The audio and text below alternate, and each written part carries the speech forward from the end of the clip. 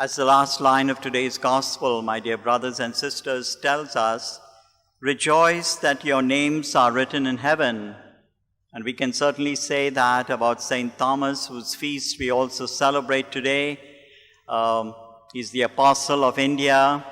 Many opinions whether he came or did not come, but we do believe that he left a legacy that remained both on the west coast and the east coast of India. For those of you who have had the opportunity, you can either visit the mount or the place where his relic lies in a chapel both in Chennai. His relic was found actually almost 1500 years after his death by the Portuguese, who were eager to get a relic of the saint. St. Thomas was held in high regard, and even St. Francis Xavier, whose bodily remains are here, spent a month in retreat at the tomb of St. Thomas before he went to Japan. So he prepared for his visit to Japan in a very spiritual way and prayed for great guidance at the tomb of St. Thomas. Our readings today speak very well about mission, but before we start on mission, we are reminded or we are told about God's great love. In this first reading, God is pictured more as mother.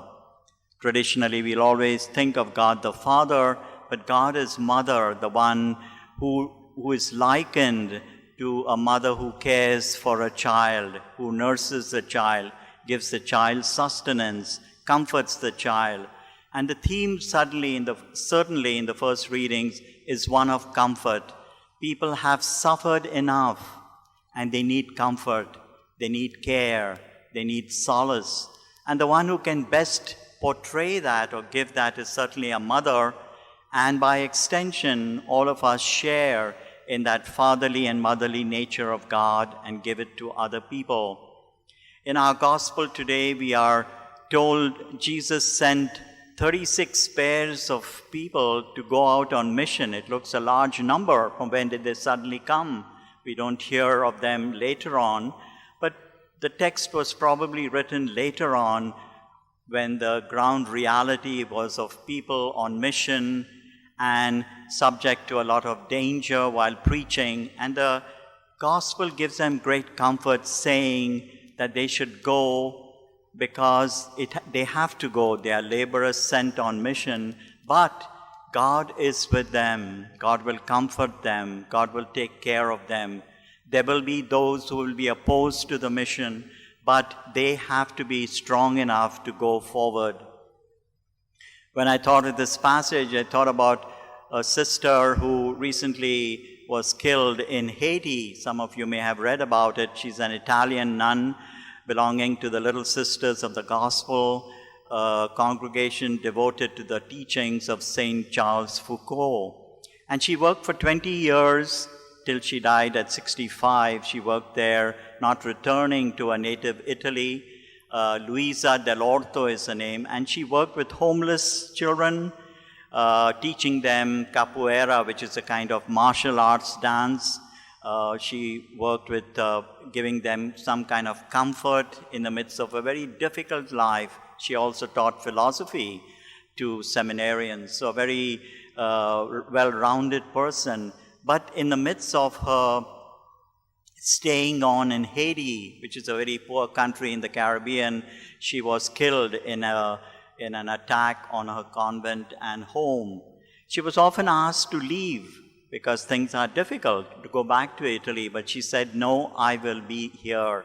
And she said it is the charism of St. Charles Foucault who said, stay. That's just that one word, stay. And you stay with people when they are in trouble. You don't abandon them when they are in trouble. So she stayed with them, stayed with the children who were homeless, stayed with others who needed care, stayed with people who needed comfort.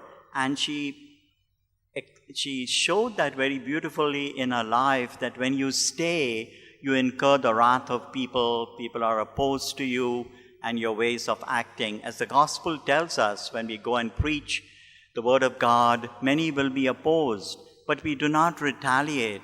We do not become wolves to the other person, we become lambs to them, allowing the spirit of the gospel to shine forth. This theme of comfort and tenderness, which the first reading tells us, has been recently reiterated by the Holy Father Pope Francis when he spoke about he spoke of the elderly, and he says the elderly are a great gift to humanity. They are people of tenderness, they have got wisdom, and they have learned many lessons in the school of life. And so we need to honor them and learn from them, because they can teach us a thing or two about tenderness, about care, and about solace. God comforts us, and then he sends us out to do his will, to make the kingdom of God known. We can certainly say St. Thomas did that in a big way. His beginnings were also very shaky. We know that he often did not know what Jesus was saying, often saying, "Where is the way?" etc. Even after the resurrection, it was he who had great doubts whether Jesus really had risen. But once he was convinced that he was accepted and loved, he then went on to cross the seas, went to different lands, and with his great personality left a great imprint, especially in India, where thousands and thousands of Christians owe their past to this great saint, the apostle who taught them about Jesus and then eventually paid with his life. May St. Thomas bless us. Amen.